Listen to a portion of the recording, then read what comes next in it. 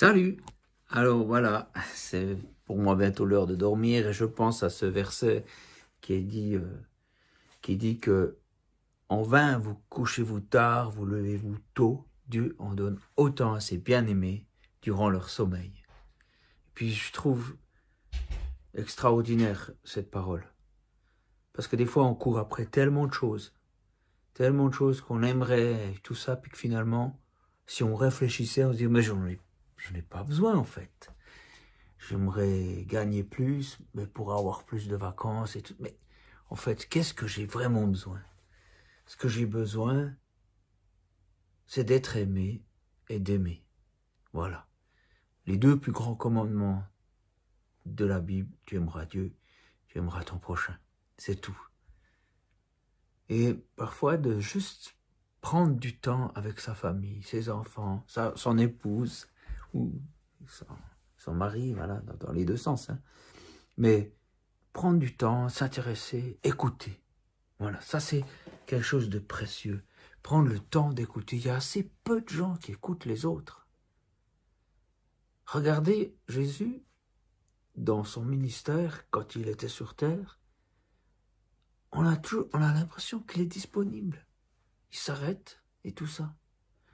Et peut-être que ce serait une chose de prévoir peu de choses, de ne pas prévoir, de prévoir de rien faire pour pouvoir être disponible pour les autres, pour pouvoir s'arrêter et aimer les gens, plutôt que de courir après quoi, on ne sait même pas. On le fait parce que c'est comme ça, parce qu'on a peur de perdre un job, on a peur de ci, on a peur...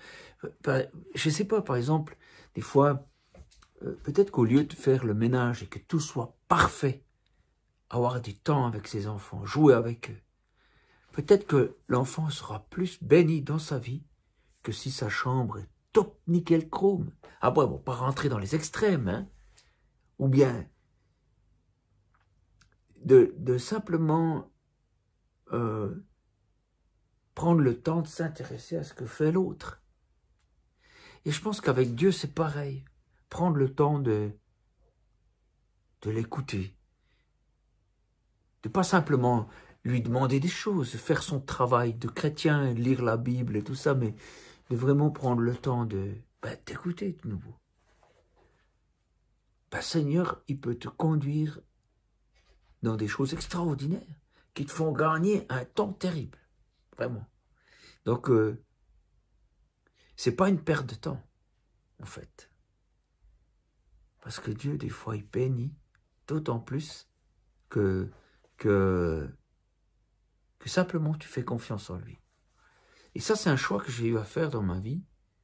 Je gagnais pas grand-chose comme artiste, là. Bon, c'est toujours pas la gloire, mais je gagnais pas grand-chose. Et puis, je me suis dit, tant pis.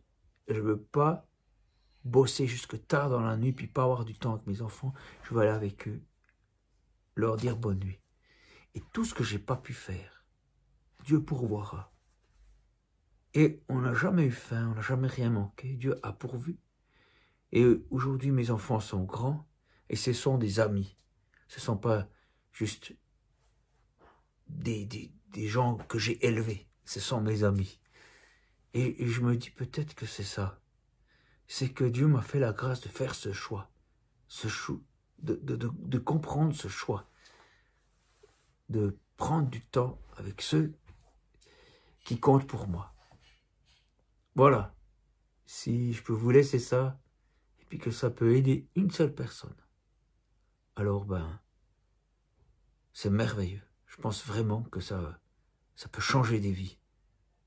Prenez du temps.